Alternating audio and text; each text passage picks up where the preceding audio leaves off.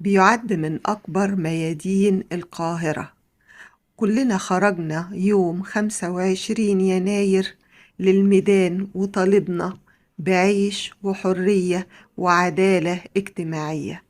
النهاردة هحكي لكم حكاية الميدان الأشهر في القاهرة، ميدان التحرير. كان الخديوي إسماعيل مغرما بالعاصمة الفرنسية باريس، وأراد أن يخطط القاهرة على غرار باريس، وأنشأ ميادين تشبه ميادين باريس.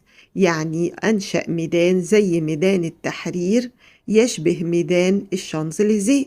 وبالفعل كانت القاهرة الخديوية والتي تتلاقى شوارعها في ميدان واسع كان اسمه ميدان الإسماعيلية نسبة للخديوي إسماعيل، والذي أصبح اسمه بعد ذلك